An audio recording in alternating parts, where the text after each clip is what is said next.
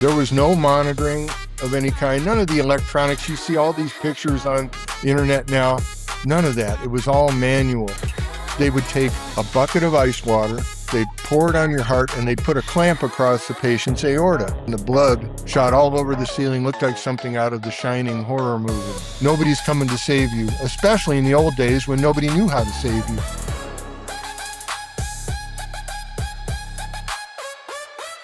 Welcome, Lee Aldridge, to the Device Girls. Yes, welcome. Hello. Hi, we are so excited to have you.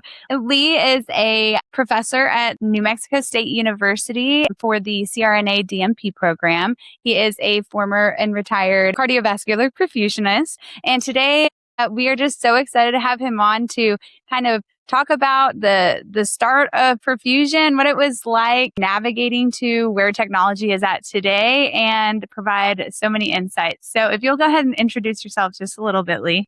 Yeah, good morning. My name is Lee Aldridge. I've been a perfusionist, retired in May of 2025, but I was a perfusionist for over 43 years before that. A great deal of my early career was spent at the Cleveland Clinic, which is one of the largest heart hospitals in the world, and had a great deal of experience there. Typical perfusion programs don't offer the same volume. Having a place that's that big, I did 275 cases, I believe, as a student before I graduated.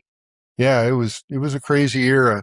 The great thing about it is back then, it was really just all flying by the seat of your pants. There was no university affiliation. It was on the job training. And we had some wonderful, smart guys, perfusionists. Like I said, we stand on the shoulders of giants. And these guys brought me along and actually smacked me in the head a few times and got me to sort of understand this thing. But I was an on-the-job respiratory therapist when I heard about the program opening, and I got accepted into the program and had a wonderful time there. It was so much more than respiratory therapy for me. And it gave me the opportunity in a large setting like that to research and to wonder why. And as I've said to many people, you don't get help in those days. There were no cell phones. There was nobody to call. There were no manuals. Devices were just being invented. And then you'd try them out and see if they worked. And if they didn't work, you'd have to understand why and see if you could improve the product or just say this isn't going to be a viable thing. So it was an era of discovery that to some degree, the students and perfusionists nowadays will never experience. And that's actually sort of a good thing because Right. a lot of it was very terrifying. Okay. Can you walk us through, so what was the perfusion program like when you started? How long was it? Kind of what technology at the time was out and available for you to train on? Well, the program, like I said, had no university affiliation. So the people teaching you were the other staff in the perfusion department. And for instance, we learned all the EKG monitoring and everything. One guy from the biomedical department came up and taught us about that. And the rest of it was really learning for several years after that as things became more and more, advanced and evolved. We began using what were called bubble oxygenators. All heart-lung machines use an oxygenator to oxygenate the patient's blood, remove CO2, things that you've already discussed on the program. A bubble oxygenator basically was like a human fish tank. What they did was they took a pumice stone, like you take your calluses off your heels with, and they'd stick a gas line into the bottom of it, and all these fine foamy bubbles would come up out of it. Microporous stone. And then that would bubble up through the blood. And that was all contained inside something that looked sort of like a nylon stocking, and there was a filter in there. Okay. So once all this bubbled blood was in there, then it would soak through the filter. And of course, theoretically, didn't have any bubbles or anything else in it. And that's how it started. And Wow. then finally, there was no monitoring of any kind, none of the electronics. You see all these pictures on the internet now. None of that. It was all manual. You did everything just by feel. We used to adjust the pump with 2 wrenches because Wow. there were no little roller wheels to adjust this or that.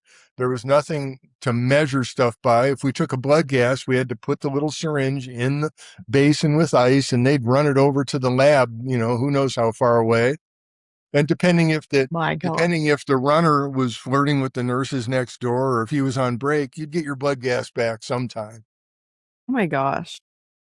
On typical patients, everybody uses anticoagulation during surgery. Back then, we would just give a standard dose of heparin to a patient, and there was no monitoring of ACT, activated clotting time, coagulation. There was no monitoring for that. And we finally started doing that on redos who had been exposed to heparin before, because they would sometimes exhibit a sensitivity or not react to it as well and need more. Right. Those tests, and here we go back to the Stone Age again, we'd get empty test tubes. Okay. And we put a little bit of powder, diatomaceous earth, and that was used in swimming pool filters in the day. And that was the activator. So you'd put a few drops of blood in there and Okay. seal the tube, tip it around a little bit, and then you put it in your armpit to warm it. There were no tube incubators in those days. My gosh. So you put it in your armpit and then you pull it out and run it back and forth and see if you began to see little trails of fibrin clot. Mhm. And that's how we did ACTs before all the machines and everything were That invented. is so crazy. Well, it's all like that. That's just an example. My gosh. There were none of these. You see all these electronic displays and everything that tell you pressures and flows. None of that. There was none of that. We had a big heart lung machine that were close to twice the size of what they are now. Because these were just big industrial things and, nobody'd manufactured these before. And that's why I said they were adjusted with wrenches. It was really just industrial stuff in those days. And you'd be running a bubble oxygenator. And then finally we got arterial filters because the bubble oxygenator, it still left emboli in the blood. And it was also hemolytic because the direct contact with air bubbles touching the blood, that was not good either. So all these things, we saw and we were aware of the problems, but the technology to make it better didn't exist. Yeah. Right. And in the era of bubble oxygenators, we got to heart surgery where the only thing you could really do at that time was just coronary artery bypass grafting. Okay. You couldn't open up the heart to work on any valves or try to fix the aorta if it was aneurysm or dissecting or whatever. You couldn't do any of that. The first operations, like the Blalock-Taussig shunt, those were operations done outside the heart, and they could be done without a heart-lung machine. Once the heart-lung machine was developed enough that it was used for cardiac surgery, What what year would was happen that? Do you is, know? geez, this was like 1982, and they didn't have typical use of cardioplegia solution, which is the high potassium cold solution that stops the heart. Okay. So in order to do the surgery, they would take a bucket of ice water, they'd pour it on your heart, and they'd put a clamp across the patient's aorta. The heart would fibrillate and just sitting there quivering, and the surgeon, really hurry and do one distal anastomosis where he attaches the vein graft to the heart. He'd do one of those, then they'd take the clamp off the aorta and they'd shock the heart and restart it, and then we'd wait a few minutes and let the patient recover, and then you'd do it again over and over. And tell me how optimal that is, but it was the only way we had. Yeah. And in 1975, they introduced the St. Thomas cardioplegia solution, which was a crystalloid solution with a lot of potassium in it. And that could be injected down the coronary arteries, and it paralyzed the heart safely. They'd done experiments in the 50s, but they didn't get it right. The heart wouldn't restart. But anyways, the crystalloid cardioplegia used to be delivered. They'd put it in a pressure bag, just like any other drip or whatever, or an arterial line. And they'd run it through a little steel coil that was submerged in a bucket of ice water. And that's how you got cold cardioplegia. And the anesthesiologist would just roll the roller clamp to give cardioplegia on and off. That's how that worked in those. And finally, when they got cardioplegia, now that changed the whole game because now they could open up the heart and work on valves and everything else. And I was there to see the beginning of all that era, and it was just incredible. The first time they gave plegia with one surgeon and the heart stopped, he was one used to, being super fast and doing all this. he saw the heart stop and he goes, "Hey, let me tell you about my boat." Yeah. He's like, we got time now. Yeah, he says, "Yeah, here I got a captive audience. Let's go." So it changed cardiac surgery forever in of course in a good way. And there's been more and more development along that lines. The advancement has just been crazy good. When they started doing surgeries like that, of course, they had to learn then when we're going to do a valve. Okay, these are our first valves we're doing. How are we going to cut to do this? What are we going to? They didn't know. No, there were no manuals. There was no STS to tell them this is how you do it because they were all just learning at the same time. Were you nervous going into every case too? Because like I would be. I mean, I'm just being honest, like with how limited your knowledge was at the time, Yeah, everybody's knowledge. Yeah, when I interviewed for the program, for the school, they asked that question. You say, you're in there and you're doing all this and everything, and the patient doesn't make it. How are you going to feel? I say, look, everybody that comes to us for heart surgery is in deep need and they're in trouble and they probably won't do well without it. If I've prepared myself the very best I can and I understand what my job responsibilities are, I have to be buoyed up by that fact that I did everything I could rather than just be so scared that I didn't want to try because there was nobody else to do it. It was us. And especially in a center like that, we were like one of the first ones to get all these new devices and try all these new things because we would find all the problems and identify room for improvement faster than a small program. You get more samples in the thing. Do you correlate that to the amount of patients and like just the reps you guys were able to put in to learn and faster because the volume was higher? Definitely because of the volume, you'd get to see trends in certain kinds of equipment, failure rates. Okay, we ran 100 of these things and 7 of them broke. I don't think that's good. Whatever, that kind of thing. The other thing, yeah, we were always nervous because you never knew if anything was going to work. We were given one new oxygenator, and in every oxygenator, there's a little thin wall where the water that you control the blood temperature with is on one side, and you have a device pumping that water through.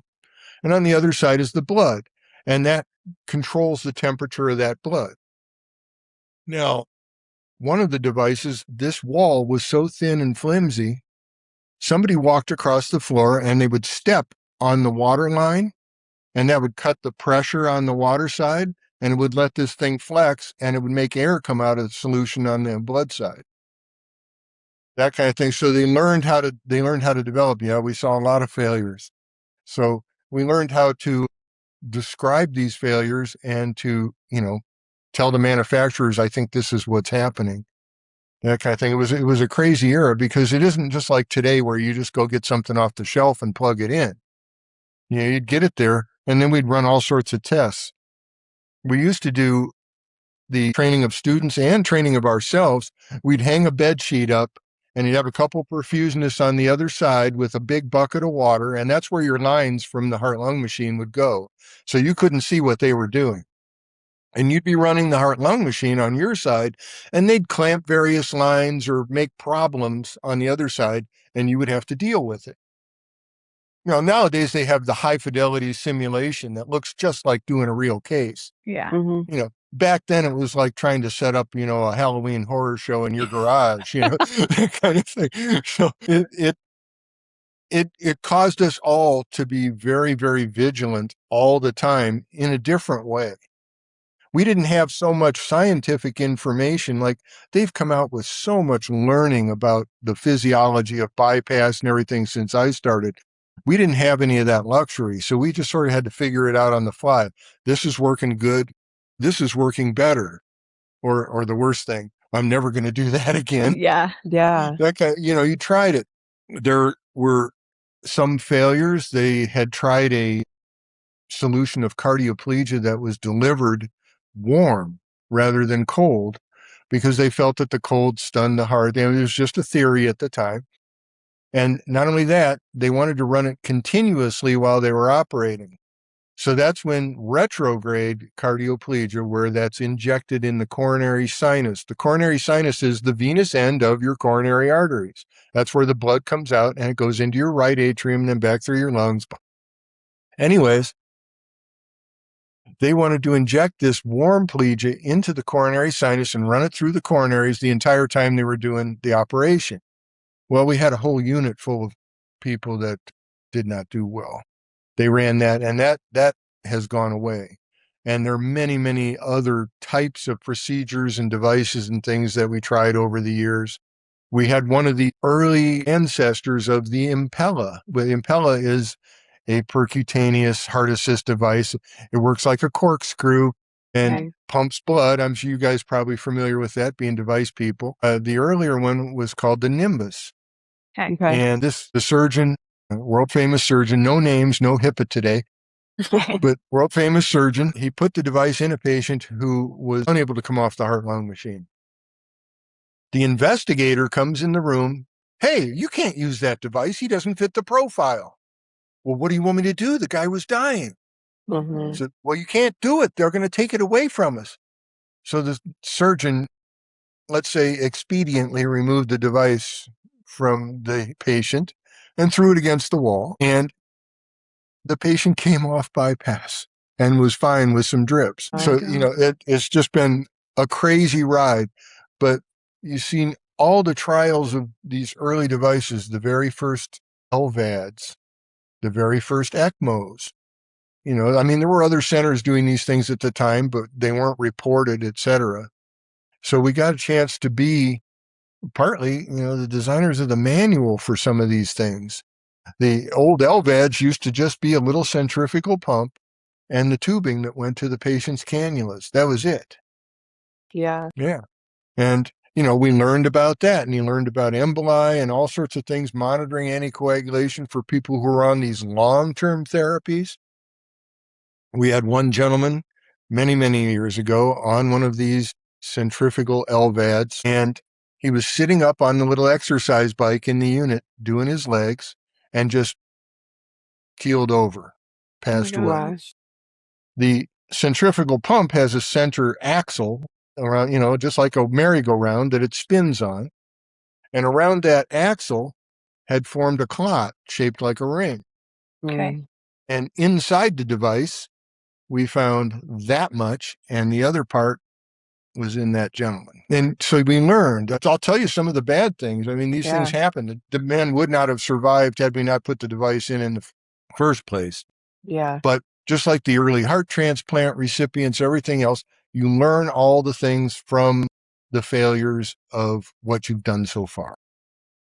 And, that's I guess, a humbling thing about the field. But we wouldn't be where we are today if we hadn't gone through all that. And yes, it was difficult on all of us. You'd walk out someday, another one of those centrifugal pump LVADs was running in the unit, and the nurse at the time, and of course nobody knew, decided, oh my gosh, this place is a little messy. So she took an alcohol wipe and wiped the plastic cone of the pump. And of course, the polycarbonate kind of thing, the alcohol dissolved it, and the blood shot all over the ceiling, looked like something out of the Shining horror movie. Yeah. And my colleague who was there at the time, I wasn't there, he came back and I talked to him. He says, I'm going to the stairwell to have a cigarette. He changed it and put a new device in, but it was just absolutely horrible.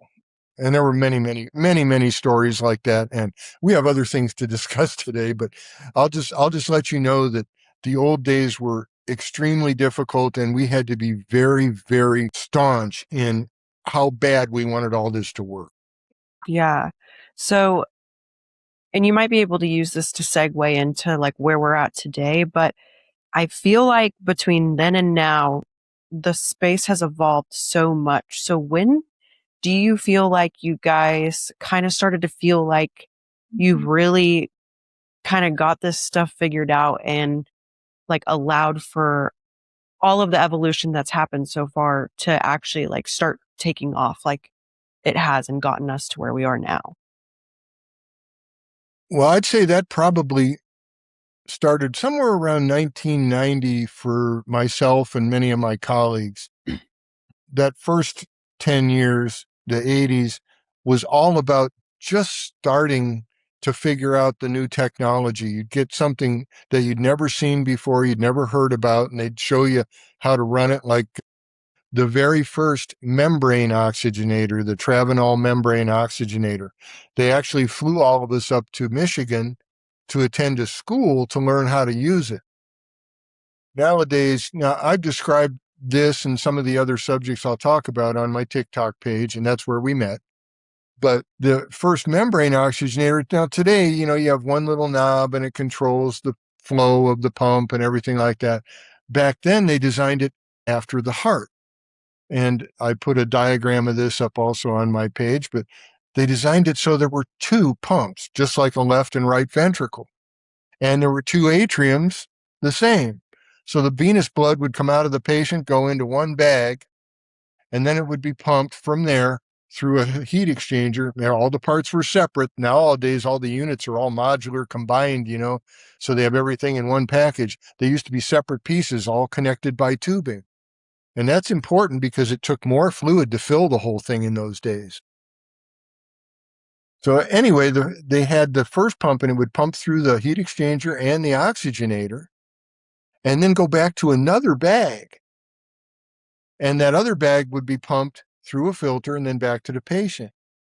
Now, to ensure that the arterial bag, the one going to the patient, didn't empty, the two pumps were electrically offset so that the venous pump ran 5% faster than the arterial pump. That meant it pushed more this way and always kept this one full. Mm-hmm. And any loss of volume, whatever, you'd notice it on this side safely before it got over here. Got it. And yeah, that's how they designed it. But of course, this thing was so much more complex than what you see nowadays, which is one pump and an in and out kind of thing. Yeah, it didn't work like that in those days. And in order to change the PO2, now today we have a nice blender and we turn it up and increases the PO2. In those days, the oxygenator had a bladder inside of it. And in order to increase the PO2, it would push the membrane sheets closer together so that more percentage of the blood was in contact with the membrane. You would pump up a sphygmomanometer bulb, like a blood pressure cuff. Okay. You'd pump that up, and that was what would adjust and squeeze these things closer. And Okay. the problem is it changed the amount of volume in your whole circuit as you did this. As you squeeze this, then you'd have more here and there. And the other thing is, you squeezed them tight enough, it got hard to pump through because it made more resistance. It got tighter. So, and that's how the thing started. And then they finally started coming out with, the single unit devices and things. But that was a nightmare to run. And I got to run a couple hundred of those before I finally graduated out of them. Is But, there any level of contact that you were able to have, as a provider with any of the manufacturing companies and the device companies that allowed you to give input on your experiences and patient outcomes that you're seeing, or just things that you're recognizing, this is how we could make this better, and like basically giving them ideas, handing over ideas to the engineers? I have a few examples. One of them in 1982, I contacted Green Cross of Japan. Green Cross is a medical manufacturer over there, and I obtained a sample of what's called Fluisol DA. Fluisol was an artificial blood replacement that was a fluorocarbon-based solution. It would carry blood and was, for instance, for use for Jehovah's Witnesses, traumatic transfusion in the ER, where you couldn't get a type and cross match for a patient in time. They need volume, so they could give this safely, and it would carry oxygen. And I was one of the first, probably the first person in the United States to get a sample of this. They sent me 3 liters of this from Japan. And we were practicing heart transplants on cows in the artificial organs division of the Cleveland Clinic at the time, and asked him if I would be able to use this to prime my heart-lung machine for one of these cow runs. Well, at the time, remember, it was bubble oxygenators. Fluisol, now there's several kinds of solutions that people use in the OR nowadays. K-Centra, et cetera, where you have to reconstitute something before you give it. It comes in a couple different vials and you mix them together, et cetera. Fluosol was like oil and water. It had two components that were immiscible, that would not mix. So they needed a third component, a surfactant. Now, a surfactant is a detergent, which lowers the surface tension and allows these things to mix. So once you mixed it, it looked like milk. Okay. So I primed my heart-lung machine with it. Now, what we found, they did the operation, got the cow's heart out, and they actually have a picture of me holding the cow's heart. More on that later. And they did the thing successfully. And of course, what they would do then is they put the cow on the treadmill afterwards, et cetera, and make sure they were viable and that kind of thing. And then we'd have a barbecue. No, but the fluosol in the bubble oxygenator, you have a bubble maker and you have detergent. The picture with me holding the cow's heart, I was standing up to my knees in foam that filled the whole OR because it came out. It looked like a bad comedy episode, I Love Lucy or one of those old ones where, the whole thing bubbled over. They were all laughing like, it was crazy those days. But I sent the report back. I said that this stuff is, adequate for gas exchange, et cetera, but it's not recommended for oxygenating devices of the time. Yeah. Because, it was not pretty. Yeah. The other major, thing that I would say that our input contributed to things. This is a personal story, and it's one that I mentioned to you as we talked. The heart-lung machine, like I said at the start, it primed with a lot of volume. It took more than what we see typically today because all the parts I said had to be interconnected with extra tubing, et cetera. And they didn't know how to miniaturize these things as well and make them as efficient. So when you go on the bypass with a patient, everything would be diluted. And some patients would be fine, some it wouldn't. Now, in Cleveland, of course, you're at sea level, so patients would not necessarily have the high hemoglobins, like I'm currently in Albuquerque, New Mexico, a mile high, and patients come in with significantly higher hemoglobin. So diluting them was not as dangerous as diluting people at sea level. But as the field went on, then cardioplegia was invented, and then you'd have this large priming volume, and you'd be giving this crystalloid cardioplegia, a liter, 2 liters, whatever, to the patient also during the case. So the patients would have a huge amount of extra volume and be diluted. So I had an interest for many years in using hemoconcentrators, which is a dialysis filter that you can place into the bypass circuit and take off extra fluid. They have a certain pore size in the thing, membrane in there, so that only certain things will come out and the larger stuff won't. So you wouldn't lose blood elements or proteins, albumin, none of that. Anything under a certain size would go out, meaning lots of water, which is what we wanted. And then you have all this extra, like I said, with cardioplegia. Now, manufacturers are starting to design these single units. Okay, so you don't have to prime them with as much. That's good. You give them the cardioplegia, well, it's still diluting them, but it's not quite as bad because we didn't have quite as much to start with. And then you could run the hemoconcentrator and get back to a normal amount of volume you need for that patient and have it be reasonably good. So then, everybody got brilliant after that, and they invented blood cardioplegia, which is a cardioplegia mixture, which combined at that time by Dr. Buckberg in California. It combined 4 parts of blood with 1 part of a high potassium crystalloid solution. They thought that having some blood in there not only would feed the heart as you were delivering this stuff, a little oxygenation and sugar, but also being thicker because of the blood, it would push open any little tight coronary arteries, and get past those and do a better job protecting the heart. Well, that's all and good, but now, because you're only giving 1/5 of the amount of that crystalloid cardioplegia, when the potassium would get really high, because you're giving the same amount of potassium, but just not all of the extra water with it. So now you'd have a patient who's got a very high potassium, too high to come off the heart-lung machine, But because you use blood cardioplegia, there was not all that extra water to take it all off through the hemoconcentrator. So I got the idea in the early 90s that, just like if you take Kool-Aid and you pour water into it, it keeps getting more dilute. I had said, what we need to do is just drop some solution in here that doesn't have potassium in it. And then it'll all even out. The potassium level of this whole thing will drop. And then we'll use the hemoconcentrator to bring our volume back to where we want it to be. And we experimented with that. And in 1995, I presented that at the American Society of Anesthesiology and told them about this process, which later became known. I didn't invent the name. Somebody much more clever did. Became zero balance ultrafiltration.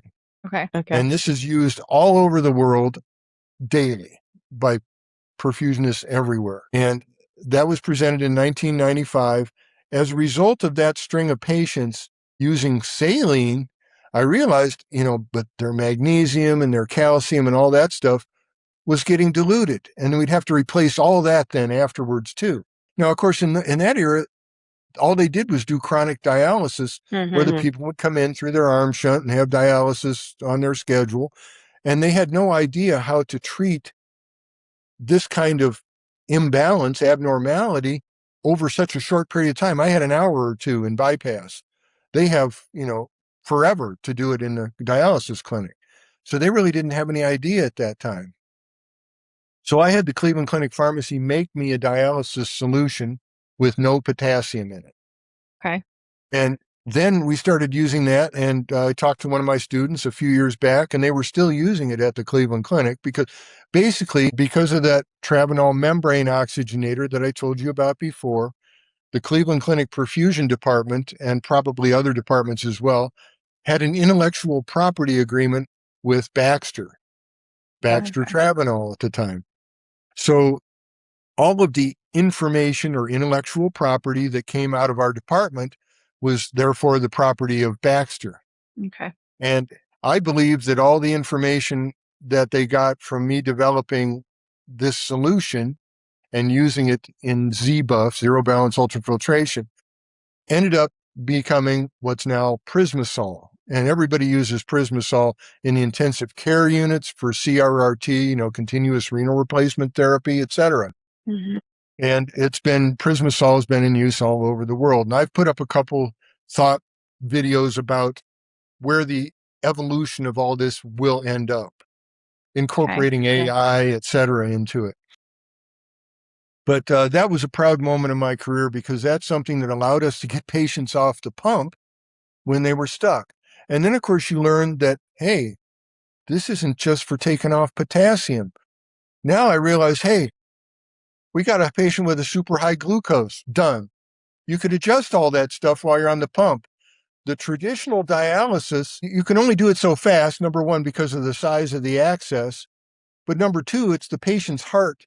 They'd get hemodynamically unstable if you went to do this. So on the heart-lung machine, you have total control. And that spared us that agony and allowed us to do things very quickly. You had somebody who came in and could not take heparin. They had heparin-induced thrombocytopenia, whatever, kind of allergy or however they wanted to describe it in those days. They didn't know much about it in those days. So we'd give them an anticoagulant, an alternative. Nowadays, there's bivalirudin, Angiomax. In the old days, it was like leporudin or Ancrod, where snake venom or leached saliva. Oh my gosh. That's where it developed from there. And you could remove, because those don't have a reversal agent like heparin does. For heparin, you give protamine, and it takes away the effect of heparin and brings anticoagulation down to near more normal. With these, there was no way, nothing to reverse them. So instead, we would dilute them out and take them off with this device like that. And you'd be able to help patients that way. So it opened up a whole new way of thinking about what we could use the heart-lung machine for, not just for circulatory support, but for actually, healing some other things that are wrong. Right. And that's going to continue to progress as AI integrates with it, with inline sensors and everything else. It'll do all the adjustments and add that fluid, that extra fluid in just the right amounts. Like I said in one of my talks, I go into a burger store and there's a thing that'll give you 17 different flavors of Coke when you push a button, Mm-hmm. Yes. So and crazy. it'll certainly be able to do that with potassium and magnesium and stuff if it's triggered. Say we need a little more of this, we need a little less of that, and it'll run the whole thing for you. Yeah. That's where it's Yeah. headed. It won't be a little. It'll be a little while. I think it's past my lifespan. Sorry, but I think it's going to happen. Yeah. I Wow. see. So that's another example of what we did, how that influenced where the field has gone. Now that's in use all over the world, and it's like commonplace. There we go. I do that. Yeah. But I back mean, then it was just like, I hope this works. Yeah. I was going to say I see it a lot in surgery because I work in long spine cases. So they actually, I'm blanking on the name of it, but you would know. But they'll take the excess blood from the case, spin it basically, and Cell then saver. yeah, the cell saver. Yes. So a little different, and then they give that back to the patients. And I think it's such a cool, like, evolutionary thing that we're now like able to do. I mean, you went in for spine surgery, but hey, we're going to give you back some of what we took out while you were in surgery. So yeah. Originally, when we would finish with the heart lung machine, of course, nowadays it's standard to take the blood that's left over in the heart lung machine and put it in that cell saver auto transfusion device.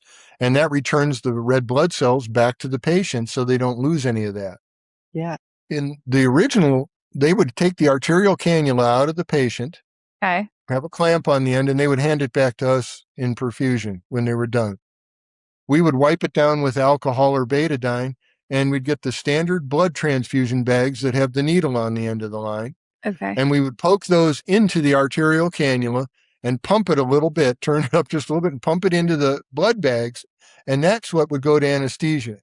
There was no, this is before cell savers. Yeah. Then we got cell savers, and of course, all the volume would go in there, and including in spine cases, neuro, various vascular cases, etc. A cell saver device, basically what it does is it collects all the volume. There's a large filtered reservoir that it goes into so it gets the junk out if there's any tissue or suture, etc. And then it's incorporated with the suction line. There's anticoagulant in there, so that blood that goes in there doesn't clot. It goes into the centrifuge and would spin, and the heaviest stuff in your blood are the red blood cells, and they'll go to the outside of the centrifuge, and then would pour a whole bunch of saline through there to wash it all out, and it would take out most of the heparin and all that other stuff. But it also washed out platelets and plasma, and it only retained the red blood cells. So there is a limit to how effective a cell saver is because it does deplete the other elements of the blood. But it was a big step forward because most of the transfusion you gave were blood cells. And now we're giving the patient their own blood back. Do you see technology moving to where they're going to be able to retain, plasma and white blood cells as well? There are other technologies on the way. The distance between the layers when you have that centrifuge going, it's so difficult for them to accurately pinpoint where what they call the Buffy code or whatever, that's the yellow stuff, the platelets and plasma proteins, etc. That sits outside the red blood cells once they've been spun.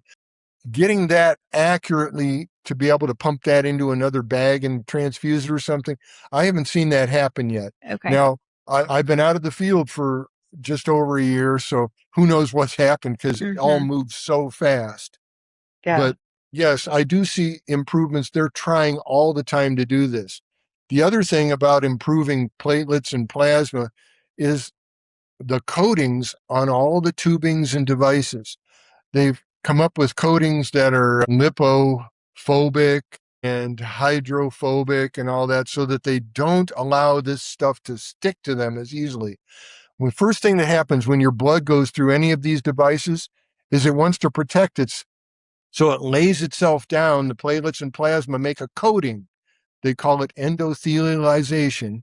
Okay. They lay down a coating on the inside of all this stuff, trying to make it more natural. And there's a depletion of those, products, the platelets, plasma, et cetera, by just doing that. Right. So as those coatings improve, and I've seen many, many over the years, as they get better and better, the losses that you have there are smaller and smaller. And I think that's another place where they're going to do it. The other thing that I had an idea about many years ago was to take the passive parts of the heart-lung machine, just the connecting tubes and stuff like that, and turn them into active portions of the circuit.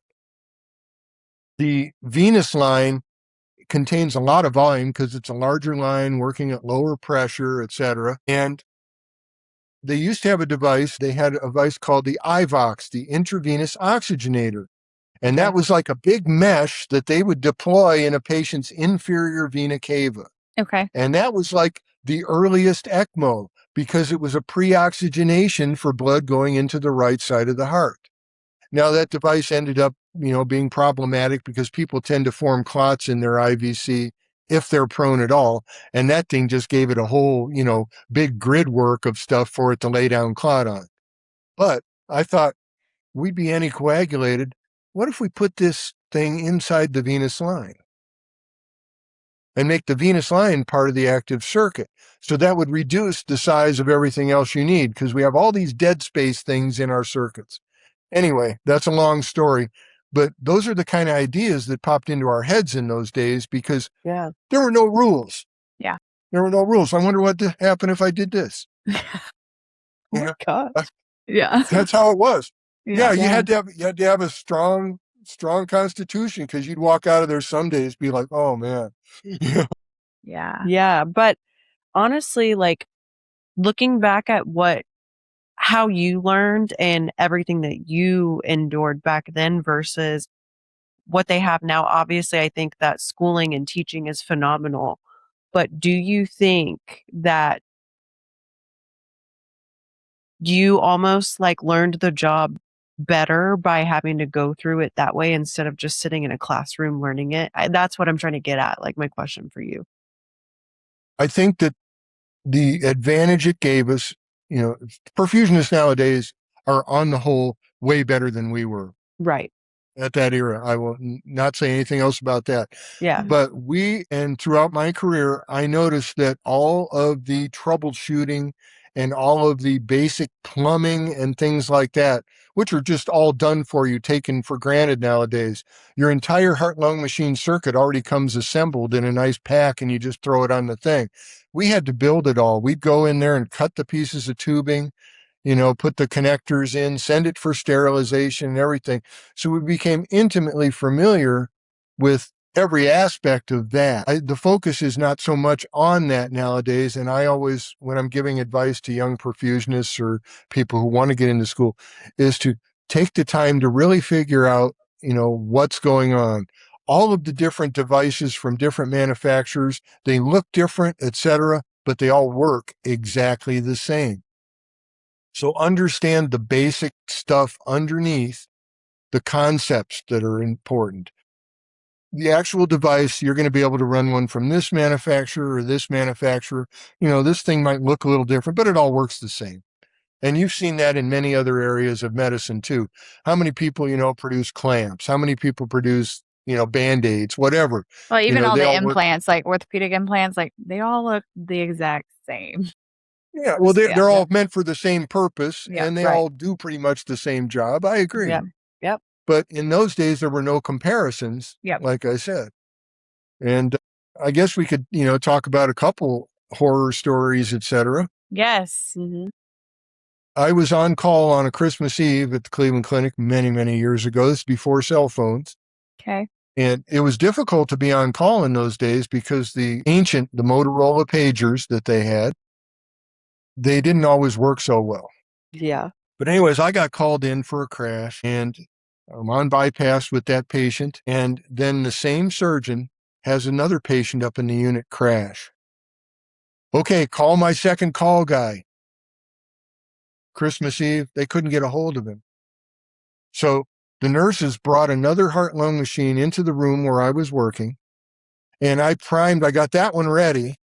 Okay. And filled it with fluid, everything, and had them roll it back into the other room. Then I had the anesthesiologist come over. Now, of course, you won't see this. You won't see this nowadays. No. But I had the anesthesiologist come over and I said, okay, you see this level of blood in this reservoir here? If that starts to drop, you turn this knob down here and you call me. So he wouldn't pump the air or whatever. If you had any kind of problem, you call me. And I went next door, got that heart-lung machine hooked back up to oxygen and water and everything else, got it ready, and got the other patient on bypass. So I was running 2 cases at once in different rooms. Oh my God. And yeah. And then when my second guy finally showed up, he peeks in the window and he sees the machine running with no perfusionist behind it. Yeah. But what was I going to do? Yeah. Right. You know? Yeah. Yeah. And it ended up, everything worked out fine. But that was one of those moments where, well, I'm glad I had good bladder control. Actually, I'm curious about that. What's your longest time? Like, what's your longest pump time? What's your longest case? Have you ever had to, I don't know, pee in a bottle? I know that that's been. It's the old blanket over the lap while you're sitting there thing. Yeah, absolutely. And, you know, because things in the old days, they didn't know how to solve. They'd get in there surgically. I'm not disparaging anybody's talent in those days because 100%. nobody knew.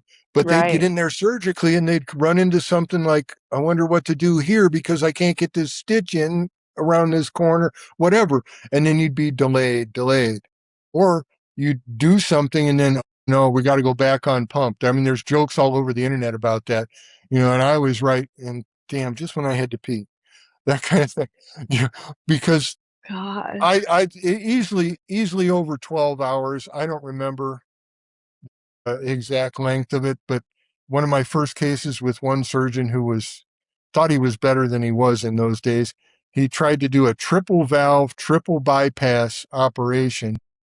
The first time I'd ever met this guy. You know, I came in with quite a bit of experience after leaving Cleveland. So it was something else. My longest shift that I ever worked unbroken was 61 hours.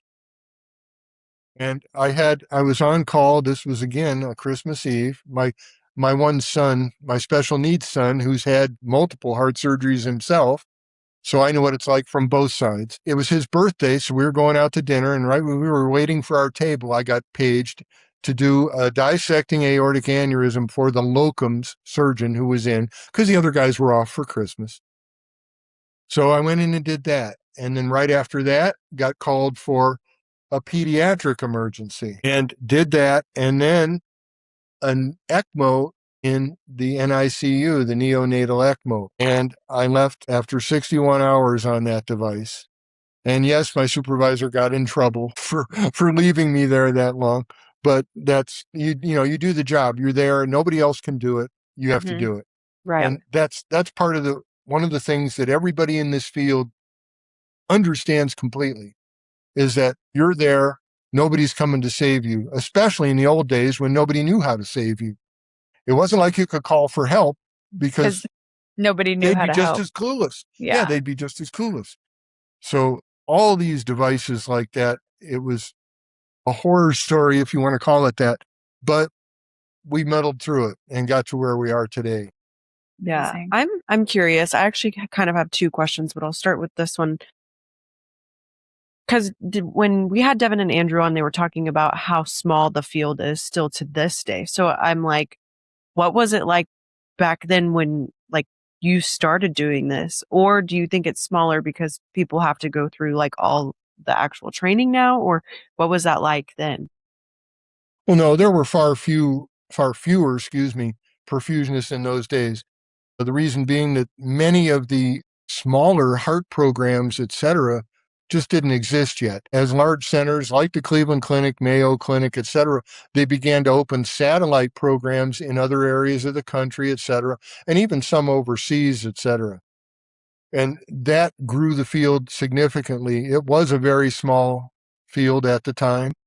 And you'd see people at the national meetings, et cetera, that, hey, how you doing? You know, because same people all the time, you know, and it'd be the same couple dozen presenters at national meetings. 1986 in Washington, D.C. at the American Academy meeting, I presented one of the first uses of one of these centrifugal LVADs like I was telling you about. And in that case, that was one of the first known uses where we put one of these hemoconcentrator devices, one of my specialty, we put it across an LVAD, which now, of course, on ECMO, they use CRRT and stuff all the time. But back then, it was just bridging one of these hemoconcentrator filters across from the high pressure to the low pressure and taking fluid off the patient that way. The memorable case was a gentleman who'd had multiple bypasses.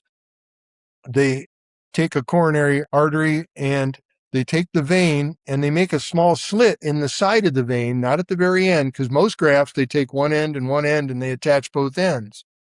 On this one, doing what they called a sequential graft, they'd make a slit halfway down the vein, and that would be another opening to go on another coronary artery. So that one vein would feed that one in the middle and the one at the end where it was attached. Now, that side to side, that extra one popped off on this patient.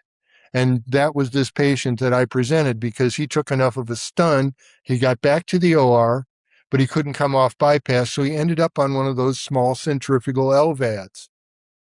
And he was so fluid overloaded from their resuscitation attempt. I mean, in those days, that's all they knew to do, squeeze volume. And he was so overloaded. So we took fluid off him. And all that got, part of that run. And then I presented that in 1986, one of the first uses of that.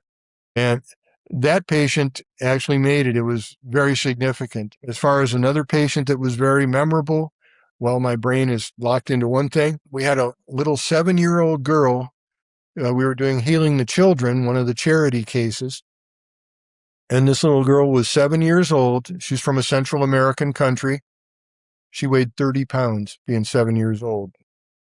She had not been medically followed, and she came in and she was blue-gray. She had a huge ventricular septal defect. That's a hole between the left and right ventricles of your heart, and that allows a lot of venous blood to get in the blood that goes around your body, so you have that blue appearance, cyanosis, whatever you want to call it, blue baby.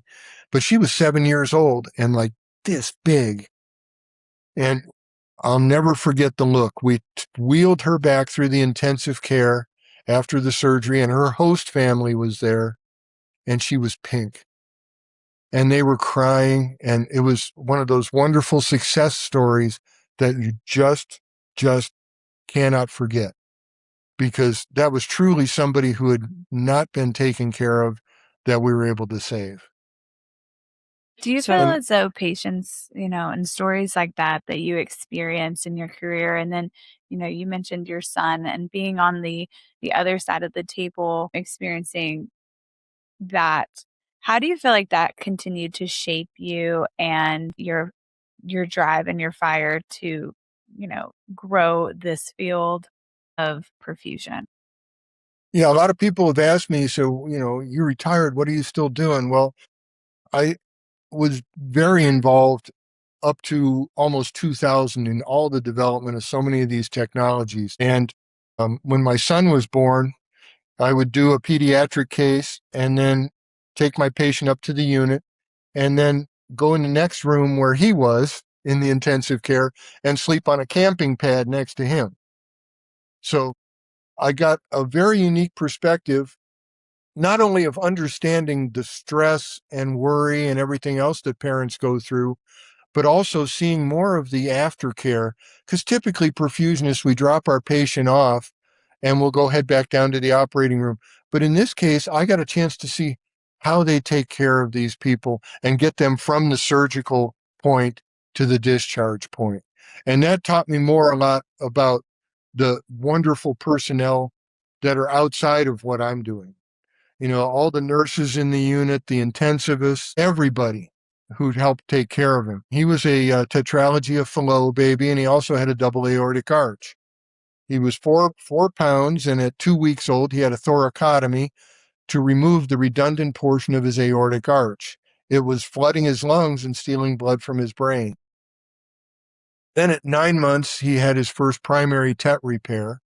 They fixed his VSD, patched it, and they just opened up his pulmonary valve, which in part of that defect, it's very tight stenotic. They opened it up, but they didn't repair it or do anything else. And eventually, of course, that was going to become a problem as he grew because he'd need that valve to be more functional. When you're very little, the amount of blood flow and everything is much less. So Okay. all the plumbing business isn't quite as bad. Then he was 9, 10 years old, and he got a pulmonary homograft, from a cadaver, and they put Okay. that in. And he also, because of all the scarring from the surgeries, needed a permanent pacemaker.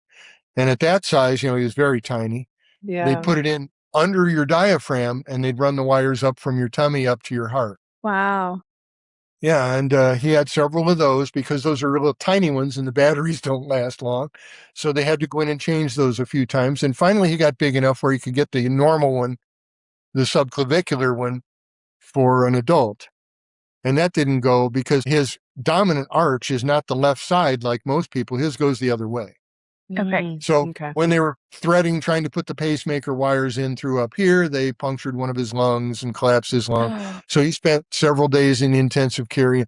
Yeah. Well, see, what I'm trying to make the story short here is that I've seen how hard people try to save everybody that goes through there, and the number of people and wonderful, wonderful spirits that go in there to do this job.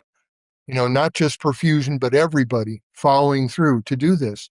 And he's 26 now, and he and I just won the local Special Olympics golf tournament.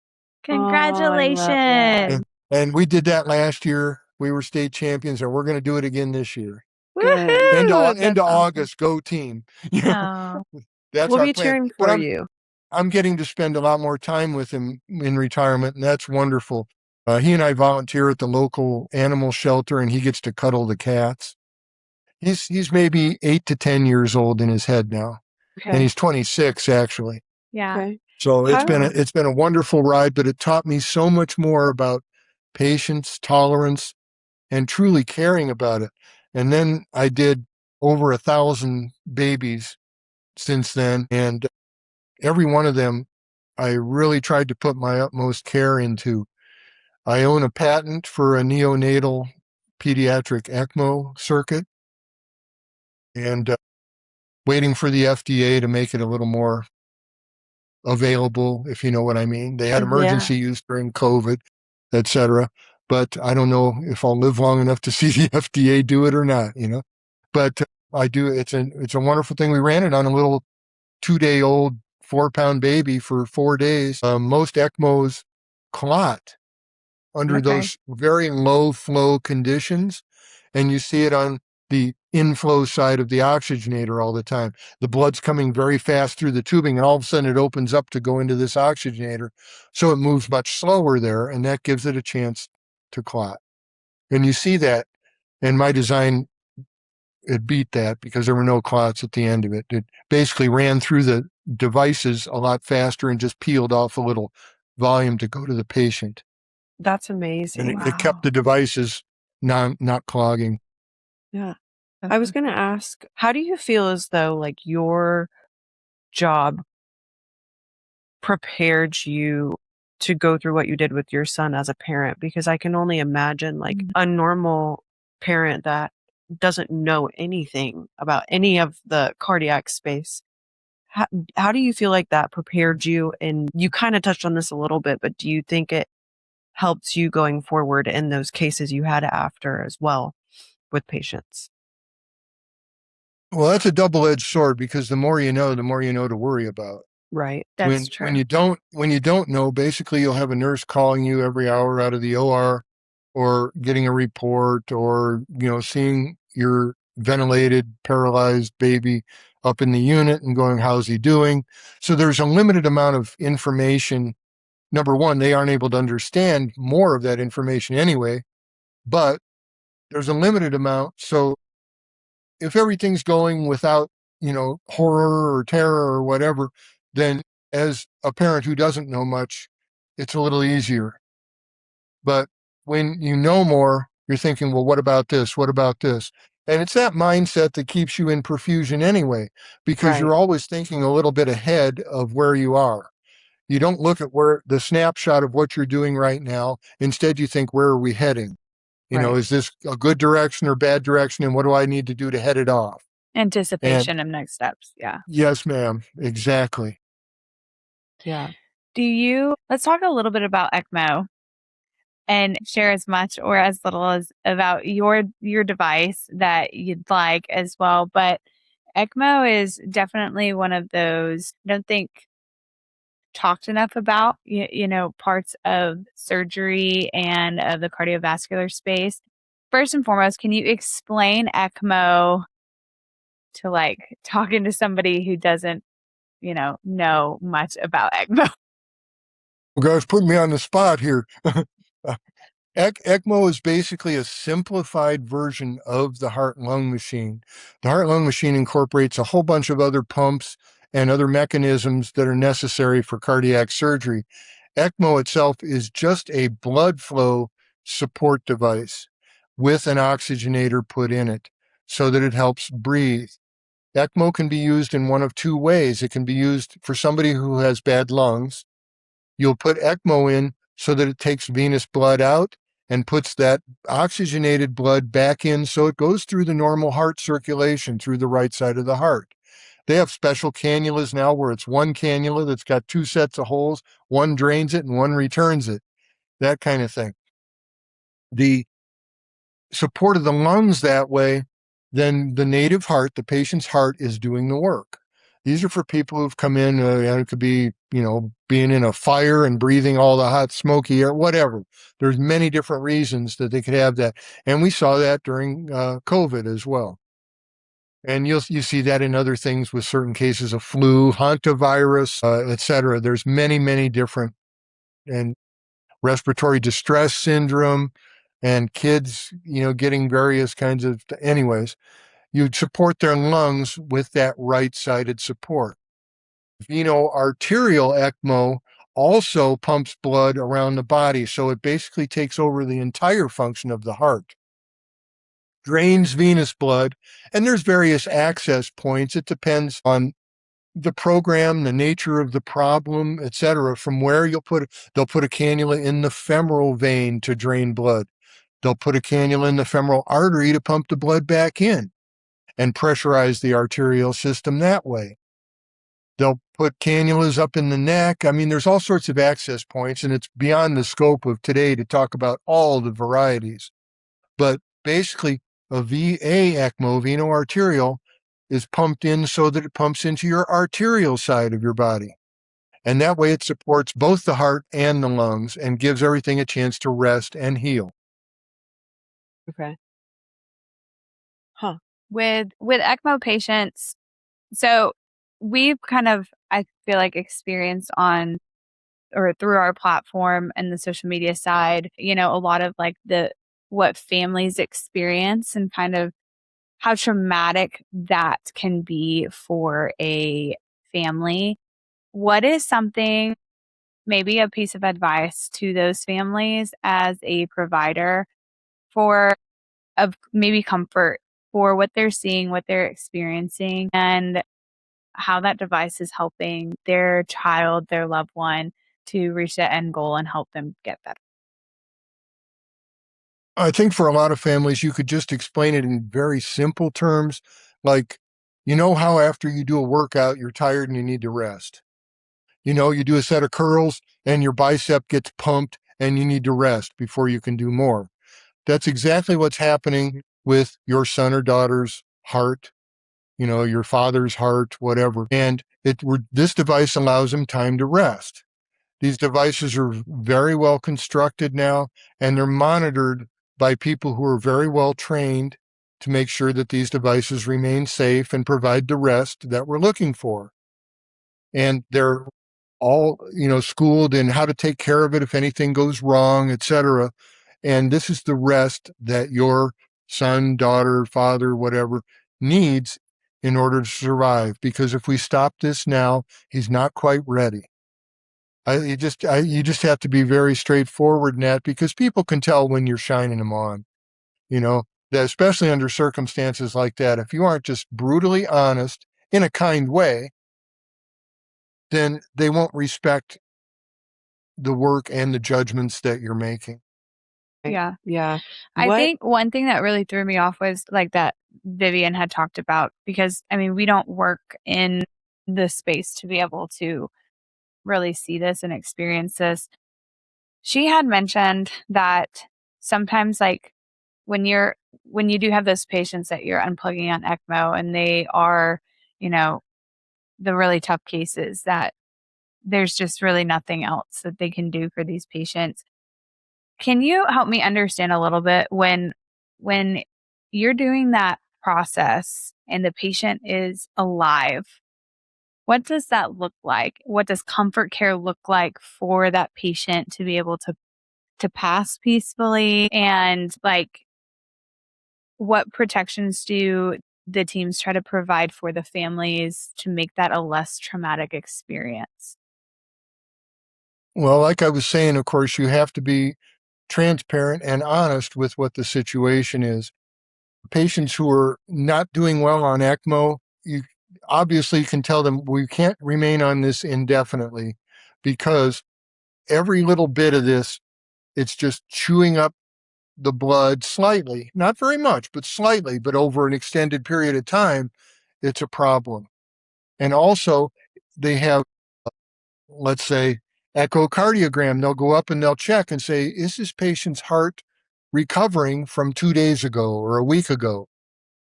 Of course, we've had these things go for months and sometimes they put them in. Now they have new ones that, you know, people can walk around wearing and they go for a year waiting for a heart transplant.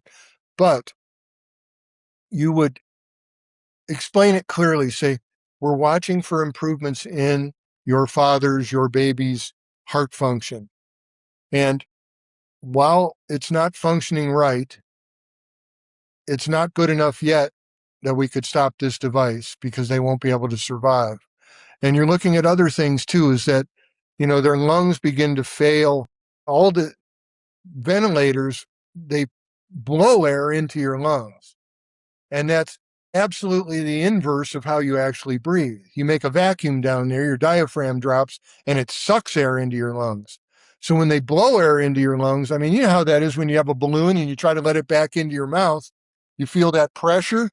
Well, that pressure changes the way all the blood goes through their heart, the venous blood return, etc. So as long as they're on that ventilator like that too, all this is abnormal. And just say simply, we're doing the best we can with all the technology that's available, but there are certain things failing here that we just cannot fix. So we're going to make sure that there is absolutely no pain involved. Your father, daughter, whatever is asleep and, you can come in and, say goodbyes or whatever. And those have been terribly difficult times for all of us. We're all invested in trying to make this work. And you walk out of there, of course, you're disappointed, but you also know that you, like I said at the beginning, you also know that you've done everything you could and did your job professionally and carefully. And everybody who even makes it to that device would have no choice otherwise. So every win is a win. Yeah. Yeah, absolutely. I mean, that's really as good as it gets. And I could tell all the perfusionists and any families that might watch, et cetera, that today it is so much better and so much safer that you will not have the same kind of fears that certainly that I experienced in my life, but people are far better to get help. I mean, they can make a simple phone call or go on their cell phone and find answers that we could not find years ago. Yeah. It's all out there. There are ECMO support teams that you can call for answers, etc. That's another reason why I got involved in doing this social media stuff, is because there's a lot of information that needs to be shared and told, and history.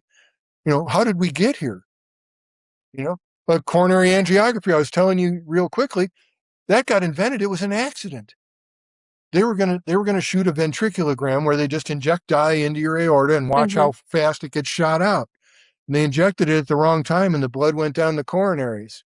Dr. Mason Sones, who invented it, he and his group there, I knew him. I got to talk to him about this. He said they shot it and they go, oh no, we screwed up. We're gonna have to start over. He saw the imprint of all the coronaries. And he goes, this could really be useful. And that's how it started. That's how stuff gets invented. Yeah, it's true. I told you about the hemoconcentration, that things get invented when you just get curious. Yeah. And when I talk to students nowadays, I say, please stay curious, because you are going to be the ones that make the next generation of this stuff happen. Every single one of you out there is a hero. Never forget that, because it's going to be tough at times. But this is why you're here. You kind of mentioned how people are always like, you're retired now, what are you doing? But what is it that keeps you coming back? What is it that makes you want to go teach every day? And what are some of the biggest lessons that you try and instill on your students that you talk to? Well, obviously, with my personal experience with my family, I understand how important it is for people to have a passion for doing that job. If you walk in there and you're like a burger maker at McDonald's, it's going to be a rough career. But if you go in there realizing what you're going to do, you're going to give families back their wholeness. You're going to return people to their family who otherwise wouldn't go there. And this is a power that's granted to very few in this world, and to really worship that and expect yourself to grow and to do better is all part of the process. I always tell them that, learn the concepts. Like I was saying before, all the devices look different. They all work the same. Learn the concepts. And then from there, you can branch out and go, I wonder if this would work better if this went here, or if we did this. And that kind of curiosity is what fuels the next evolution, the next generation of improvements. And there's so much more scientific research now, so much more absolute science knowledge out there about what we're doing and how, blood products affect this, and how the pump affects this, and how surgical intervention affects this. And we know all these things so much more now. So use all that and go to the next step. Like I was talking about AI taking over the infusion of all these things to tune it. All this is going to keep going. And I want to do it because I think I was fortunate enough to be one of few individuals who were there during that era and took an active part in discovery and invention and everything else. And I'm sure there's a bit of ego involved in it. I won't lie to you. I worked really hard at it, and I'm very proud of a lot of those things. But I think not giving people a perspective of how far we come, that would give them less incentive to want to move further. Like if this is the job, this is how you pump gas at the gas station. No, it's how can we do this better? We're here to save people's lives. We're here not just to turn a knob. So you're all smart. If you're getting into school to do this nowadays, these people are all very smart. These people are all well trained because, like I said, high fidelity simulation, everything else, the amount of knowledge that's been out there now, these people are really smart. And they're going to come up with some amazing things. And they just need an old fart like me to go in there and tweak them a little to tell them to get going. That's awesome. That is incredible. Do you have any last bit of advice, or maybe even anything that we haven't touched on that you think would be valuable for students, families, providers, anyone in this field to know and understand about perfusion? Well, a perfusionist is a valuable team member for cardiac surgery and for other kind of procedures. Since it is a small profession, and like you said, very few people even know much about it. And, in a way, that's an advantage because then you're not as visible to all the administrative stuff, and that keeps a little bit of the heat off your shoulders. But on the other hand, because there's so few of you, there's the opportunity to feel special, to feel like I can make a difference. I'm here in a position that most people wouldn't want to be here, and then many people couldn't be here. So I'm here, and I better make the most of this, because one of the best sayings I've heard so many times, every day is a gift. Make it count. Thank you so much for first of all, reaching out to us, but second of all, taking the time to come on and talk to us about, yes, perfusion as a profession, but genuinely like your experience through it, like getting to sit here and learn. I mean, I've learned so The much in the last, history. hour, Oh my gosh. just the history behind it all and how far, we've come in the cardiac space. It's truly, truly incredible to hear. And thank you for all you've done for every patient you've touched and every student you've worked with, because it's like we've never talked to anybody who has been in like the beginning stages of part of the healthcare industry. So yeah, Yes, It was a we heck of a also ride. there. Heck of a ride. It's incredible. Yeah. I, Well, th- I thank you thank so you very much. much. I'd encourage anybody who wanted to, I have a bunch of different little video clips up on the TikTok thing. My Okay. name, Lee Aldridge. And you can find more of these stories, etc. And there were plenty of them. But I'm just getting to the point of telling them my 22-year-old son who graduates from nursing school this coming week. Okay. Awesome. Congratulations. He wants to be a CRNA like mom. Fun. And he told me, Dad, you should go on TikTok and make these videos like No, that. he's Because right. I'm a dinosaur. I go on there and I got flagged for one. I put a picture up, just a picture, and TikTok added the music. And it was this music that sounded like the soundtrack to a porno film. And they flagged it down and said video or audio removed due to content. I never even touched it. I didn't know how to do it. It just went in there and put this song on, and I was like horrified, Oh, It's like TikTok, I'm leave Lee alone. really I have two kinds of pages, and one is perfusion and the other one is, Oh my but gosh. like I that said, I is was a so dinosaur. funny. I didn't know anything. He says, Dad, go do this. And I'm still trying to figure out how to make Yeah. things look cool and stuff. It's Yeah. hilarious. That's funny. But that's awesome funny. that you're trying. You're Yes. out there trying. Yes. Thank you. Thank you so much for all that you do. And we will definitely be following along and supporting you. And hopefully we can just try to grow knowledge and education and information about this incredible profession together. So, Well, I appreciate the opportunity. I know we've been danced around on different topics and stuff like that. yeah. It's a wonderful field, and anyone who is interested in it or has questions is invited. They can always contact me. They can contact me through you or find me on those channels. Well, thank you. Thank Awesome. you, Lee. And Thank you have you, a Lee. wonderful rest of your day. The same to you guys. Thank you very much. Thank you. Thank you. Bye. See y'all later. Tune in next Bye-bye. time, guys.